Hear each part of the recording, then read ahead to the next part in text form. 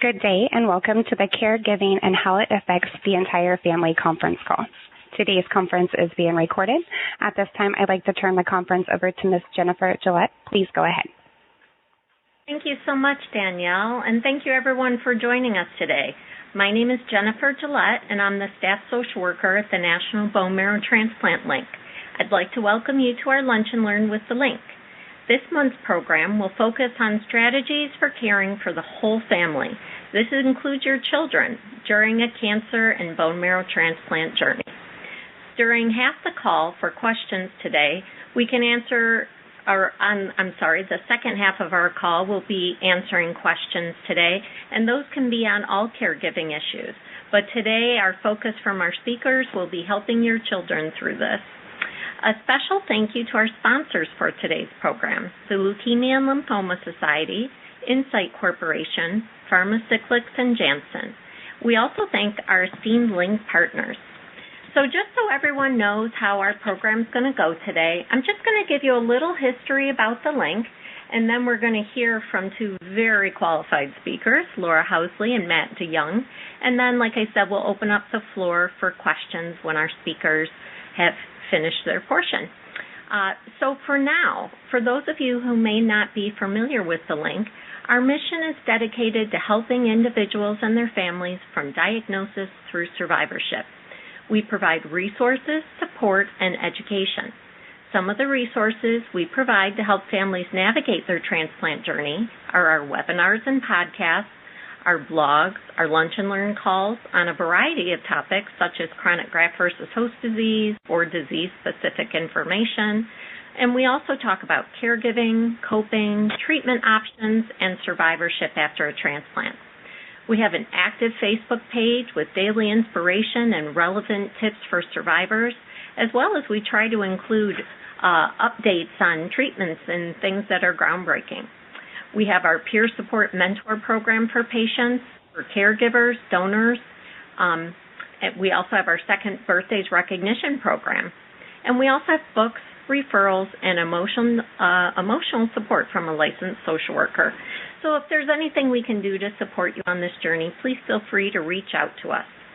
Before we begin today's program, I'd like to just review a couple housekeeping items to maximize the experience for all on the call today. Please be mindful when it does come to our question portion to try to be concise with your questions so that we may answer as many as possible. Second of all, also please know that the information provided in this program today is meant to stimulate a conversation with your own healthcare provider and is not meant to replace individualized medical plans. So now, on to the educational part of our program. We're so thankful to have our first speaker here with us today, Laura Housley. She is a certain gem of the LINK, and Laura is 61 years old. She's married to Ron, and they've been married for 27 and a half years. She lives in Maplewood, New Jersey, and she was diagnosed with acute lymphoblastic leukemia on December 16, 2000, at the age of 40. She has a daughter, Sarah, who was only 3 3/4 years old when she had cancer, and her son, Matthew, was only 16 and a half months. She was actually nursing him and trying to wean him at the time that she was diagnosed. She relapsed in December of 2001 and had a bone marrow transplant from an unrelated donor on March 7th of 2002. She was working as a corporate meeting planner when she was first diagnosed, and after she recovered, she volunteered at the schools and with the Leukemia and Lymphoma Society. Before the pandemic, she began working for a company that sells discounted tickets for groups seeing Broadway shows, and she is in a holding pattern, unfortunately, right now in the moment with COVID. But she is an active woman who is always willing to give back, and she has a great story and wisdom to share. So thank you so much for joining us today, Laura. Oh, thank you, Jennifer. It's my pleasure. Literally, I'm just glad to be here to be able to talk to everyone today. As Jennifer said, my children were so young when I was first diagnosed and when I had the transplant. And so that was really a rough time. My husband was, the caregiver for me, in a sense, especially when I was not in the hospital. He was trying to parent 2 young children and also dealing with, in-laws and family members and the community and friends and family who would call and say, how's Laura? What's her prognosis? And so it was a lot to take on at that time, and it was difficult for me because, first of all, I'd always been really healthy. I don't drink or smoke or do drugs. I don't even drink coffee, and led a healthy lifestyle. So it was all pretty much a shock to us when this happened. So I first, actually, this is interesting that when I was first diagnosed or wasn't feeling well, it was around Thanksgiving of 2000. And then, I went actually to the ER because I was sore, and I was given some medication, and they thought I just was having muscle spasms. So ironically, on December 15th, Ron took the kids to my parents, who lived about 45 minutes away, so he and I could have a date night. And it wound up being a date night in the ER, and that's when my journey began. And when I was ill, luckily, my parents were 45 minutes away, so they were able to help watch the kids. And my mother-in-law lived in Long Island, and the 2 sets of parents would alternate weeks to come and stay with Ron and come to see me in the hospital. And my brother and my sister-in-law lived 20 minutes away, so they would help out too. But eventually we realized the kids needed consistency, and so we hired a nanny. And her name was Joy, ironically, and she was terrific. She took the kids to the library. She took them on walks. We live in a very walkable town, and that's my big takeaway, is to try to keep kids' routine as normal as possible for what life was like before Mommy got sick. So the kids were they each had their own play group. So Joy would take them to wherever house the play group was being held. Sarah was in preschool, so she had that 3 mornings a week. And again, at the time of my transplant, she was almost 5, and Matthew was 2.5. And he was not in preschool yet. So they also took a music together class once a week, and there was a woman who had a program called The Messy Artist. And kids would do like finger painting and just get all messy, and it was great. And she actually donated the classes to the kids. I mean, our community was really terrific. They made dinner every night for like 2 years for my family, so at least that was one thing Ron didn't have to stress about.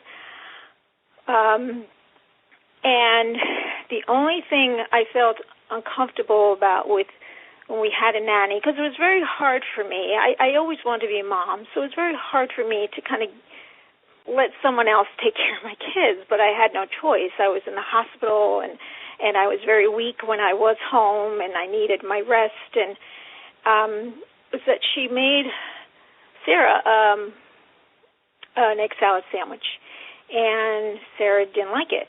And Joy just said, you have to eat it.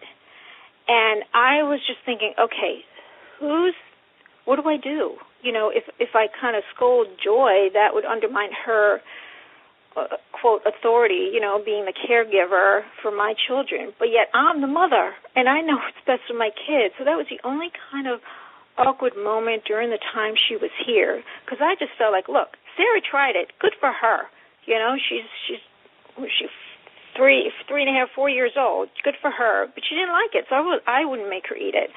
But Joy, maybe that was her upbringing, and, you know, you just eat all the food on your plate. So that part was a little awkward. Ron would bring the kids to see me in the hospital. When I first was diagnosed, he was able to bring them to the hospital. It was 15 minutes away. And the kids were able to come into the room. We'd walk the hallways. Sarah would come up on the bed, and we'd read together, and we'd watch a video together, usually a Disney video. And then Matthew, he would really want to come up on the bed too, and I would say to him, "Be careful of Mommy's IV." And that was one of his first words, IV, Mommy's IV. And I thought, oh my gosh, no kid's first words should be IV. Not that he knows what it meant, but to me, I get very emotional, and I thought that shouldn't be it. But I really needed to see them. And when I went to a different hospital about a half an hour away for the transplant a year and a half later, I really thought I would only be able to see them through like plexiglass. But that was not the case, fortunately. I had to put on a hospital gown and a mask and gloves to go out to the lounge area to see my kids. And that was really important to me, and I hope that it was important to them too.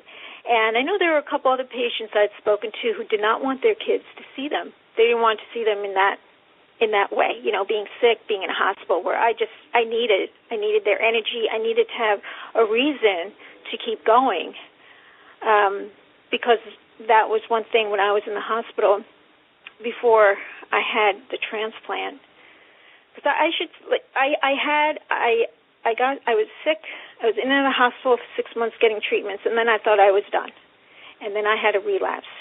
So my option at that time was to get a bone marrow transplant. So I was back in the hospital for 3 weeks preparing for that bone marrow transplant, and it was really hard. And I thought, I don't know if I can do this. I just don't know. And I thought about it, and I remember the nurse who would take my blood. He says, you got to be strong for this transplant. You got to build your strength up. And I just kept thinking, I don't know. And then all of a sudden Matthew comes running into the room, and I look at him, and I'm just like, how would I not be strong for him to survive? It'd be really selfish of me to leave them and not at least try to survive, to be here for them. And that was really what kept me going. And my goal was to walk Sarah to her first day of school, which I did, but that's another story. So being in the hospital, there were also times that it was hard for me to gather strength to see. I knew they were coming, and I'd be like, God, I'm so tired. I'm not feeling well today. But I knew I had to be strong for them, and so I put on a good face, so to speak. 5 days after my transplant was Sarah's 5th birthday, and the social worker from the hospital made a little party in the lounge area, including cotton candy and a little gift for Sarah. And I thought 5 was a big number. In fact, I had planned, oh my gosh, when Sarah's 5 years old, we're going to take her to see Beauty and the Beast on Broadway. Well, it didn't happen. Well, it happened the next year. But I was disappointed about that. And but I did ask my friend, the one who was she was the music together teacher, if we could use her space for a gymnastics party. And she created a movement party. And, of course, I was upset I wasn't going to be there, so I asked my brother to take a video so I could see what it was like. And then during the birthday cake part, I had him call me so I could hear, everybody singing happy birthday, and I could talk to Sarah. And the social work at the hospital did activities with the kids. I'm sure it was more, though, it was mostly Sarah because she was older. I know that Sarah made a doll, some sort of doll, and also they made a pillow together, and the social worker told her that she could use it, like to punch it if she was ever angry that I was in the hospital. And the social worker also told me to give Sarah like something of mine, like clothing or something that smelled like me, so she could feel like she was close to me when I wasn't there. So I think those were good things. Sarah doesn't remember how she feels, although at the time she wanted to be a nurse.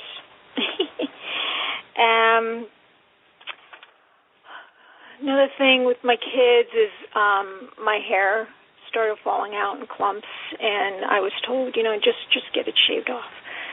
And so my hairdresser came to the house, and she shaved all of my hair off, and the kids were there. They, I wanted them to see what was the reality of what was going on, but I was so scared that they wouldn't know who I was because I had a lot of hair. I had thick hair down on my shoulder. It was dark, and it was thick, and all. But of course they knew who I was. So, as a mom, you think about those things, but the kids know who you are. I also remember phone conversations. I know Sarah was really young, but she was kind of an old soul, and we would have conversations on the phone when I was in the hospital, and she would ask me, this was the first time I was in the hospital, she would ask me, when are you coming home, Mama? And Mama, she only called me Mama when I was in the hospital. She always called me Mom before and after, but somehow when I was away, she called me Mama. And she said to me, when are you coming home? And I couldn't answer her. There was no time frame the first time I was sick. When I went into the hospital for the bone marrow transplant, I was told you were going to be in the hospital for 2 months. And I was in the hospital for 2 months. So I had that sort of time frame for her.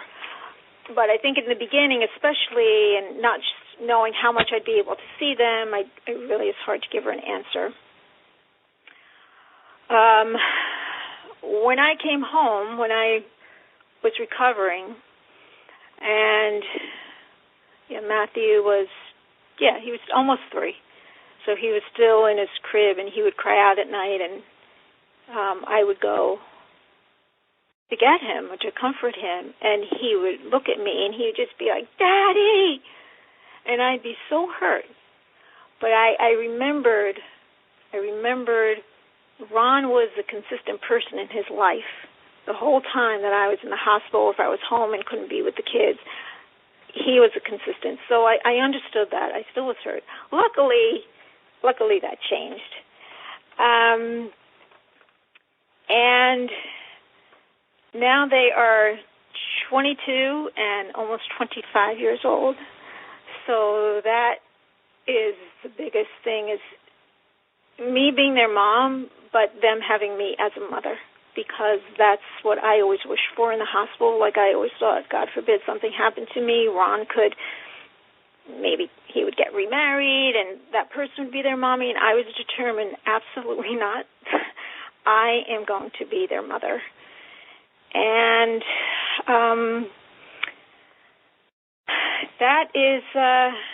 that's my story, and I'm happy to answer any questions when the time comes, because I'm an open book. I'm happy to answer any questions anybody would have about anything. Bless you, Laura, for sharing your story. Oh my goodness, my heart goes out to you and your family and what you've been through. But what an amazing job you did supporting your children through all of this. Thank you so much for being so open. My pleasure. Our next speaker is Matt DeYoung. Matt is joining us from Belize, and we already told him before the call started how jealous we all are of him right now. Matt is a missionary, and he has an amazing story to share. Imagine being halfway across the world in Africa doing missionary work, and your daughter gets sick. You're far from modern medicine, and you're told your 6-year-old has either mono or leukemia, and then it turns out to be both. The next thing Matt DeYoung knew is he and his wife and all 4 kids were back in Grand Rapids, Michigan, as Lola battled her pre-B acute lymphoblastic leukemia. While difficult, the initial treatments went well for Lola. And then in 2013, she was back in treatment after a CNS relapse. In 2015, after yet another relapse, the DeYoungs began to look at the idea of a bone marrow transplant. And without a suitable donor, it took a mismatched cord blood sample to save her life.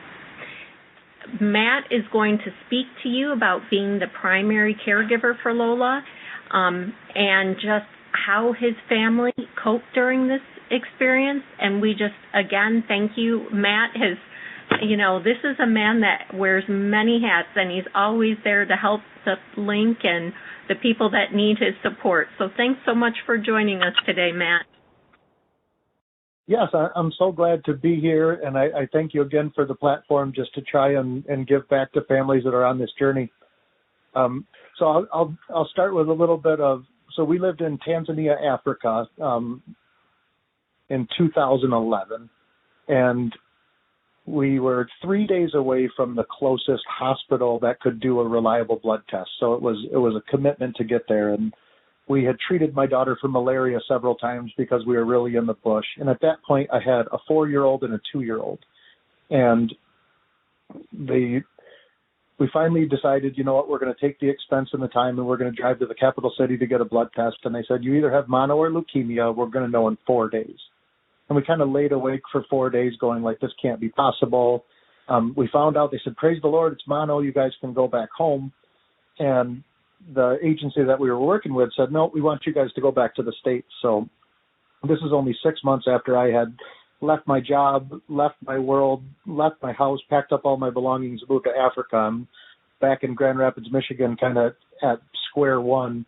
And we found out that Lola, she had so many leukemia cells in her body that she could barely walk. They couldn't even get a good sample of marrow out of her arm. She was so full of it. So that was the first miracle in the journey of having her, having us get back to modern medicine. And then kind of the wild feeling of realizing that if she was in Tanzania, she would be gone. So it was some really hard, heavy lifting there, in addition to watching your daughter go through that. And one of the things that seems to be important in this discussion is consistency, and that's one thing we never ever got in this journey. Every time we seemed to start to get consistency, we were faced with a relapse or more challenging news. And I know that this impacted my middle daughter. So she was 3 when Lola was diagnosed, and Lola's cancer journey was 6 years long. So from 3 until 9, my middle daughter, Kia, never got to choose anything, right? She never got to plan on anything. She never got to choose anything. She lived a very much so reactive life. And the way I parent her today is part of that, right? And I think one of the things as I was reflecting on what to say to all of you about how do we serve the rest of the family, I think your game plan needs to be so much longer than the immediate, right? You have so much wrapped up into the caregiving journey that to add this other layer of trying to save all the other members of the family is just so much pressure. I think the reality is everyone in that family comes away hurt. I know for us, it wasn't one of the spouses that was sick, it was the daughter. And that puts a strain on the marital relationship, right? It's not like you can have the same conversations as your friends and family anymore. And I remember walking out of church and people are like, I need a prayer request because I'm not sure which paint color to choose for my walls. And my wife just started crying and left. And I was like, oh my goodness, like the hurt that comes with this is it takes a long time to work through. And one of the things that we definitely feel strongly about is just this idea that open communication with your kids, no matter what age. Throughout the 6-year cancer journey, we added 2 additional daughters to the family. So by the time Lola's cancer journey was finished, there was 4 daughters in my family, and we were a mess. Like there wasn't the secret recipe to get through unscathed. Like we had to recognize, like this journey, it hurt all of us, and it changed all of us, and it formed all of us into the people that we are today. And you have to just remove from your mind this idea of what it's supposed to look like and kind of really grasp onto this is what our family faced together. And it did create us into different people, and it did give us strengths and abilities that we never would have gotten if we hadn't faced such adversity. But I know with my daughter who never got to make those choices, and the hardest thing for her was every time Lola came back from the hospital with mom and dad, she had an arm full of presents. And every time she needed us, we would jump up and run to her. And no matter how good a parent you are, those type of things, they stay in the mind of a young woman. And I know even today, 10 years later, my role as her father is to keep on doubling down on the fact that she is just as important to me as Lola. But during that time, the emergency was there, and it had to be me choosing between the two girls, which is awful. And part of that lives on. So we got home from Africa. We did 2 years of treatment, and then Lola relapsed. And because it was ALL and it was a spinal cord reoccurrence, we did 2 more years of heavy chemo, and we finished that. And during that 2 years of heavy chemo, we had our third daughter. And, you know, when I think about how it impacted her, she's a germaphobe, right? She grew up in the heat of this zero neutrophil world, and now my third daughter, Pearl, she washes her hands all the time, and she's very clingy because she was raised in a really tumultuous time. And then my fourth daughter was born right 2 weeks after we started the bone marrow transplant process. And our local hospital didn't give Lola any chance for survival. So we ended up moving our whole family to the other side of the state in Ann Arbor, from Grand Rapids to Ann Arbor to pursue treatment, where the option that, you know, gave us the most hope. So not only were we trying to manage the expectations of family and children, but we were also moving into a new house in a new city, and going and living in the hospital for, when Lola had her bone marrow transplant, we were in the hospital for 60 days, and I stayed there in that room the whole time. And I know that there was an opportunity cost of me not being able to be with the other kids, and I just had to look at it as a long-term perspective to say, how do I serve them in the future, and how do I build systems in place so that I can slowly gain back that time that I missed. And I do often wonder, like, could I have done more? Could I have done this? But the reality is, as a caregiver, your job is to be the caregiver and to be open and honest with the people in your life that are being affected, and realize that they're going to come away needing us to do more work to serve them well and to continue to heal the wounds that opened up from this journey that everybody got. So that's where I start, but I'm really looking forward to answering any specific questions about your world, and just from 10 years post-transplant, or from 5 years post-transplant, everything does become normal. It's not the normal that you think you're ever going to be in. It's not the normal that you plan for while you're in crisis.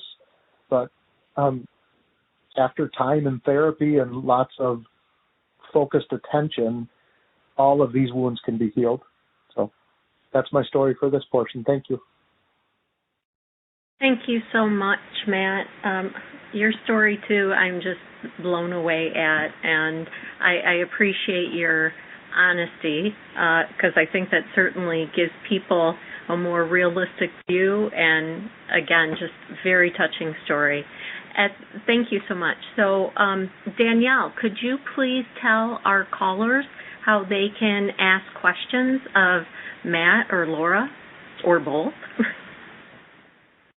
Thank you. If you would like to ask a question, please signal by pressing star 1 on your telephone keypad. If you're using a speakerphone, please make sure your mute function is turned off to allow your signal to reach our equipment. A voice prompt on the phone line will indicate when your line is open. Please state your name before posing your question. Again, press star 1 to ask a question, and we'll pause for just a moment to allow everyone the opportunity to signal. And we'll take our first question. Caller, your line is now open. Hi, my name is Lenny Janot, and I have a 7-year-old daughter who has been diagnosed about 8 months ago with T-cell ALL, and she's doing well right now, but we have 4 older children also, ranging in ages from 9 to 17. So Matt's story really resonated with me, especially with the daughter who is feeling ignored or left out. And I was wondering if Matt could talk to the specific of maybe also, I appreciate that he talked about that daughter, but I'm more concerned to some degree about my older children who sometimes just kind of ignore it and want to go about life and don't want to talk about it or don't want to acknowledge it to their friends at school. And I'm wondering what he thinks about that. Thank you for your question. And I think I could give you some insight as to the way that I handle it now, right? Because right now you're in the midst of it and it hurts. And even subconsciously, your kids are trying to protect you because you're heartbroken, and they're going to gravitate toward the things that feel normal and consistent. The only advice I'd give to you would be what I did with my daughters is I just scheduled a date with them. And every few weeks, every daughter got my undivided attention for an hour and a half, 2 hours while we went and got French fries or ice cream. But I stopped making the conversation about Lola, my daughter who had the cancer, and I just doubled down on learning about the intricacies of their life and talking about the minutia, because sometimes we think like we need to get in front of those other kids and describe to them what's going on in the cancer journey, when really I think that the value is reaffirming them and saying, listen, this trial will be over. I know that I want you to know that with all my heart, I wish that we could be normal. I wish that I could be at all your games. I wish that I could help you with your homework. And just know I'm not doing any of this because I don't care about you equally. I'm doing this because we're in crisis. And I promise you, as soon as this levels out, I'm going to make sure and get caught up. But they're going to be silent. And that's where I think conversations and scheduled focused time with just them is really important. But almost for me, removing the cancer conversation away from it and just trying to figure out what she was doing in school and what was valuable to them, I think for me that was the thing that helped turn the needle to where she just knew, like, this hurts, Dad. He's sad that he can't be with me, but I know why it's happening, and I know that he's still taking time to make sure that I'm there. So I'd be happy to answer any follow-up questions, but that's kind of my thoughts as I heard your question. Thank you. Again, if you'd like to ask a question, please press star 1. As we wait to see if anyone else hops on the line, I'm going to ask you both your thoughts on this. This question is aimed for more like the spouse care. It talks about a woman who's been a caregiver for 7 years, and she says that it's getting harder. She's older, and she's noticing that her spouse, who's the one she was taking care of, is getting a little more short-tempered. And she's asking, do you have any tips for that? Because he gets frustrated with her, that he feels like he's talking to her being like he's, I'm sorry. She was saying that she feels like he feels he's being talked down to. And then, just as far as that spousal relationship and going through the cancer journey, do either of you, maybe Laura, you can start, have thoughts on that question? I have to think about this one for a minute because I'm trying to think back of, that time frame with me and Ron. It's funny. I almost was going to ask you if he should participate in this call, from his perspective, but he actually is out at a meeting, like in Long Island, so that would not have worked. But you know what? I honestly, I don't remember anything that was bad or negative in that case. I remember my mother telling me that she didn't like the way that Ron talked to the kids. And I'm sure that was part of his frustration about me being sick or having to have like kind of the world on his shoulders. Not that he didn't want to do it. I mean, Ron was my rock during this time. I mean, we talked to another couple who were a few years, in fact, after Joy, we had another nanny, Jamie, and we had met years later the family that Jamie took care of after us because we had a mutual friend. And this friend, Linda's husband, he said to Ron, like, she kind of ruined my life. Like, I couldn't go to work. He kept blaming her. And I know the whole time when I was sick, Ron kept saying to me, this is not your fault. He says, I would have been mad angry at you if it was your fault that you got cancer or leukemia, but it's not your fault. So that comforted me, but I knew I hadn't done anything anyway. But, again, this is a whole other story, but it's funny because I thought that was going to be like the next terrible thing that happened in our lives, or challenging, I would say, would probably be Sarah's teenage years, which actually was not. It was our son Matthew finding out he has Asperger's. That's a whole other story, but that was kind of a stress level as far as the spousal relationships. Leukemia, not so much. Matthew, Ron may have different perspective. Well, he would have a different perspective. Because when I was sick, all I thought, my only job is to get better. I didn't have to worry about anything. I didn't have to worry about the house. I didn't have to worry about money. I didn't have to worry about anything. I just had to get better. That was my only job. So I made sure I did my job. But poor Ron had to do everything else, including taking care of me when I was home. Well, I think just like Matt said, that this is a season and it's everyone is going to be affected. But I also want to kind of add to this as a social work perspective. Anyone, whether it be your children, whether it be the spouse, those times of transition, like becoming a patient versus being just a partner, that's a time where there might be a lot of arguments. Or as you're starting to heal from the cancer journey and going from patient to spouse again, there might be some rough spots in there. So the person that asked this question, I encourage you, if you need more support, you can always reach out to a psychologist or a social worker, or you're also welcome to call us at the link, and I'm happy to talk to you individually. But times of transition can be difficult. But I also want to follow up my answer with asking Matt this question. When it came to Lola, when she was truly getting stronger and treatment was over, how did you help her transition from being the child that was the patient and, the person that you always ran to being one of the kids again that not everything is something you run to? How did you make that transition in your family, Matt?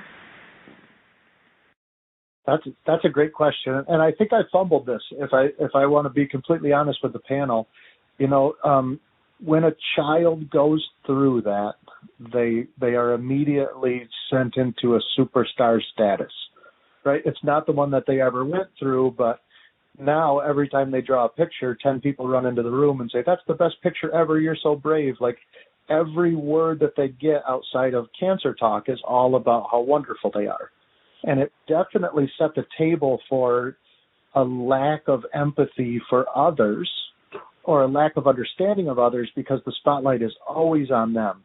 And there's no way to fix that during the journey.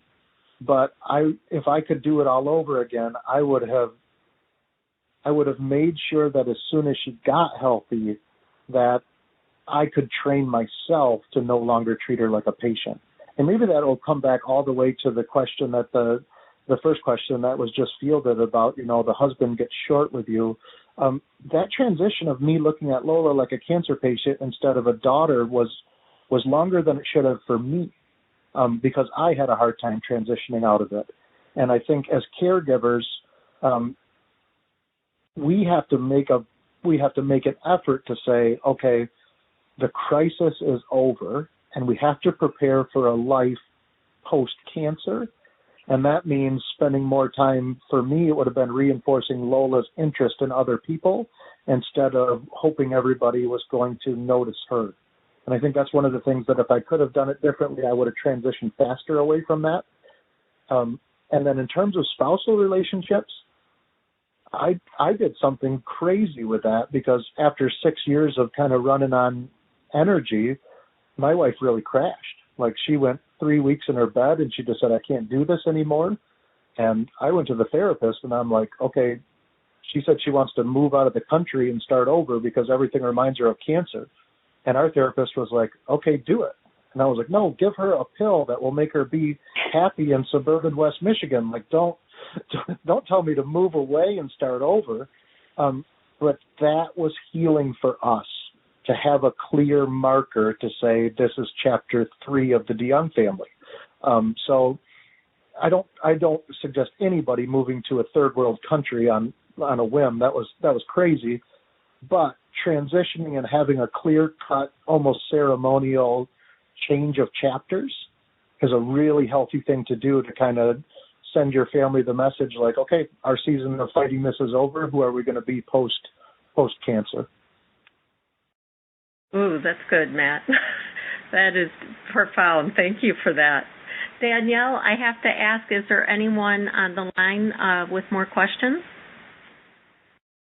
We do. Caller, your line is now open. Hello, can you hear me? Sure can. Okay, thank you. My name is Marion Carton, and my husband was diagnosed with CML in 2018, and we were about to have our third baby. I was so worried that the baby would come while he was in the hospital, but she cooked extra long, so he was out and at her birth. But we had, at the time, we had a 5-year-old, a 4-year-old, and a brand new baby. And like the speakers have said, that was crisis mode of getting the diagnosis, starting treatment.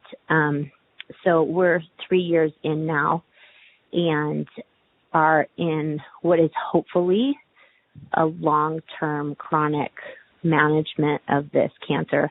And so my question is, in this chronic, hopefully chronic state that we're in is a little different than the previous speakers.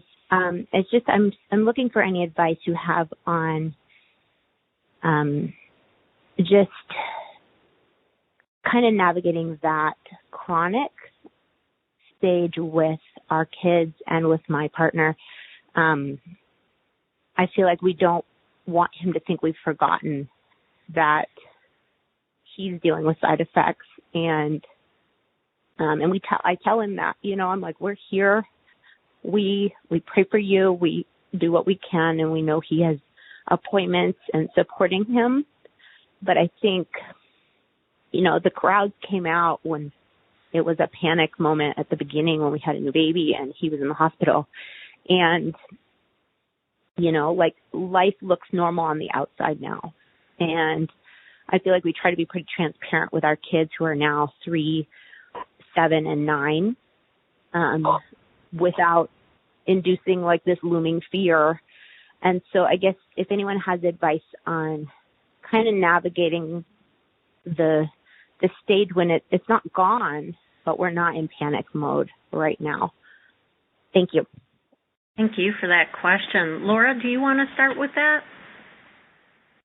Well, I would just be as honest as you can with the kids at the age appropriate, level of telling them what's going on, and just to try to live as normally as possible for their little lives, because they have their own lives now. And if they could just keep that routine going while keeping in touch,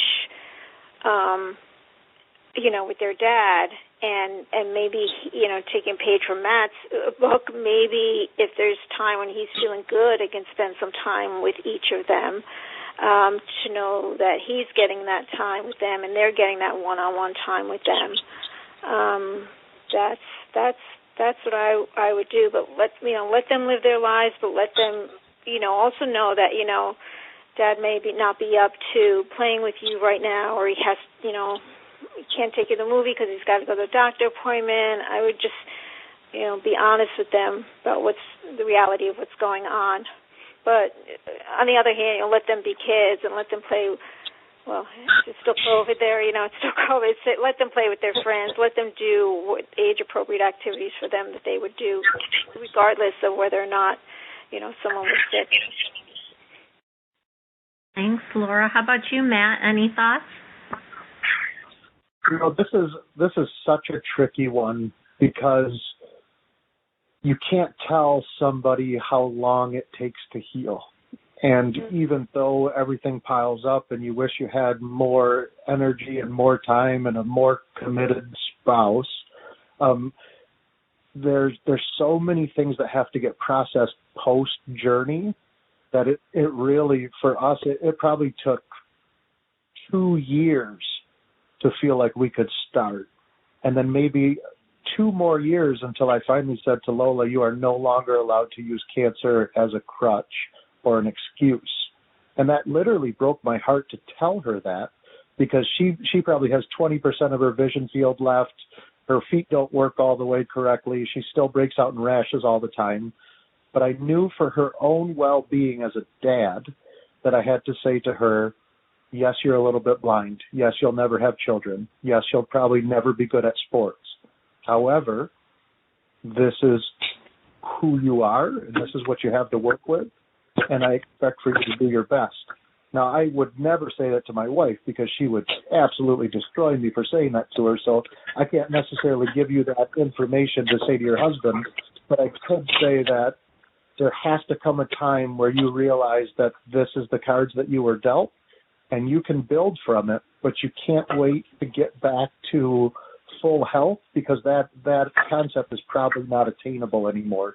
So it's really tough to navigate, but I think as human beings, in order to be happy, we need to be flourishing and we need to be striving toward a goal that's bigger than ourselves. And it's probably just helping him find that versus telling him to buck up and get over it. Yeah, I was thinking the same thing in regards to your question, as far as what is the best version of him right now and really trying to hear him out, because there might be some things like maybe depression's affecting how he's connecting with the kids, or maybe the fact that this is a chronic ongoing issue. There might be some things he's dealing with mentally that he just hasn't figured out yet, and that's a great part where a therapist who really understands cancer and the effects on the family could be of help, trying to help him kind of pinpoint where that's at. Because if this is being treated as a chronic condition right now, this is, okay, what is our new norm going to look like with what I'm currently dealing with? And so you might want to consider finding some extra support in your community. And again, if you ever want to talk about it privately in more detail, you're welcome to call me at the link or email me at Jennifer Gillette, which is JENNIFER, Gillette, like the razor blade, GILLETTE, at nbmtLINK.org, or just hit on our website and you can connect with me that way. Okay, thank you. Danielle, is there anyone else on the line? Yes. Again, if you'd like to ask a question, please press star 1. We'll take our next question. Caller, your line is now open. Hi there. This is Kathy, and my husband was diagnosed with non-Hodgkin lymphoma in 2016, and he had a bone marrow transplant in 2018 after multiple relapses and treatments that didn't take. And so he's dealing with a chronic illness because there is no cure.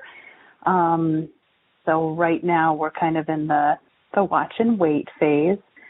But I just had 2 thoughts that I wanted to share with the callers who had also asked questions. The one woman about her husband snapping at her, and I just wanted to share something that we've found to be successful, and that is to really just offer each other grace, because I'm sure the snapping happens for us, at least on both ends. And typically what we've realized is in that moment when we're snapping at each other, there's something else coming up for us. So as we know, there's always something behind our behavior. So there's usually some feeling that needs to come out, and it's coming out in the form of behavior that might not be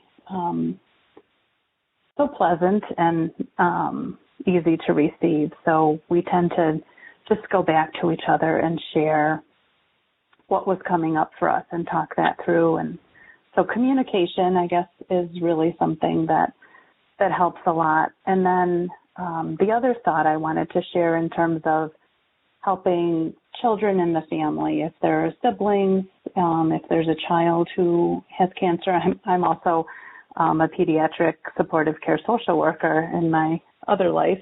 So we have a wraparound program where we offer supports to the entire family. And some of the supports we offer to children are child life services, where a child life specialist can come out and meet with both a child who's diagnosed and also the siblings to just help the child understand their diagnosis on their developmental level.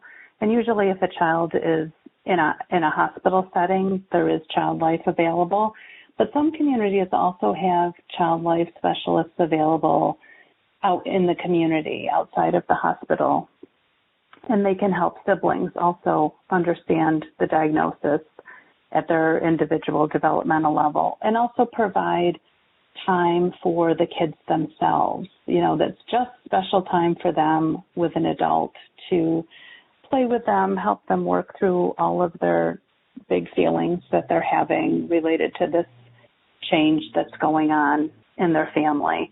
And if your community doesn't offer that, there's also different expressive art therapies that can help kids, like music therapy or art therapy. So there's different things that you might be able to tap into for both your child patient and their siblings.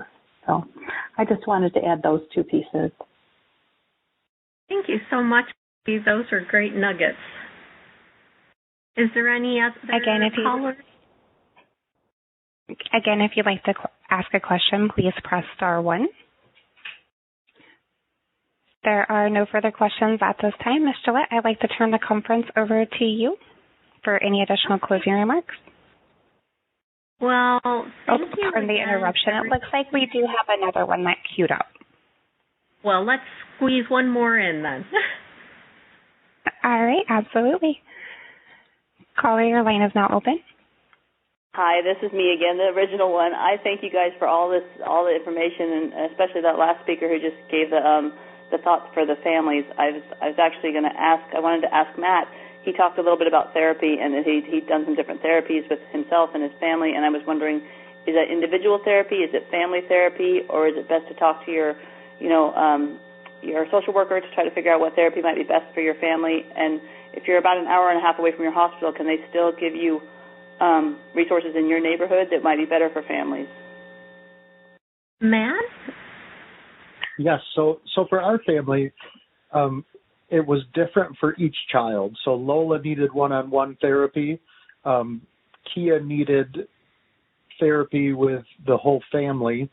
And I think it would really just start with trying as your parent, because you know your kids so much better than anybody else could, is to try and determine what's going to give them peace so that they can create a safe place to do this. So if your child's happy place is you and fishing or whatever that might be, sometimes that's the best place to start. And if you start to see things bubble up on the surface, then I think it's just go to a family counselor and meet. And for me, it was important that I didn't tell the kids that this was about cancer or about fixing them or anything like that. And it wasn't because I didn't like one of their behaviors. I just explained to them that one of the ways our body heals is by saying the things that are stuck inside of our hearts, right? And if we can get those out, we start to heal. So I never made it sound like therapy to get fixed or therapy to heal. It was just a safe place to put your thoughts so that you can stop carrying them around with you. And that was one of the ways I framed it to the younger kids, that I was really happy to do it that way. Okay, that sounds very doable, because, the older teenagers are not interested in attending any kind of therapy. But you know what? I would leave them where they're at. When they're ready, they'll be ready. Okay. But also, just a quick note, I do encourage you, the oncology social workers at your hospital, they know the resources in the area, and they know people that have experience in dealing with this, and so they probably will have some good resources for you, as well as they might, connect you with places like the Gildas or the wellness community, or places that you can get that support. Because I will say that, there's a lot of counselors that will do a great job, but also sometimes having a counselor that really specializes in oncology can be a great tool, because, like those of you who have experienced bone marrow transplants, or your children have, this isn't a process that, like, the minute they send you home from the hospital, you just feel better. This is a process that takes a long time and sometimes if a counselor doesn't have that experience, they might be making judgments based on people that don't have these health issues. And so, for example, like a mom spending a lot of time in her room in bed might be viewed as, well, maybe mom's depressed and mom needs to do this. Well, no, mom's 100 days out of her transplant. She's not ready to move as much as you're used to her moving. And she might not get there. So I encourage you to try to talk to your social worker and see if you can get someone who really understands what the disease process looks like. Okay, thank you. Absolutely. Well, on that note, our speakers, I just can't thank you both enough. You guys are amazing, and I feel like you guys need to write books. So much information and wisdom to share. And for those of you calling, I hope you at least got one nugget today to help you cope as you're going through this journey. If there is any way we can give you additional support as you're going through this journey, you're welcome to click on our website and reach out to us. You can also call us at 1-800-LINK-BMT, so 1-800-LINK and then BMT, like bone marrow transplant. And that is it for now. But again, thank you so much to our sponsors, our speakers, and all of you joining, and I hope everyone has a great day.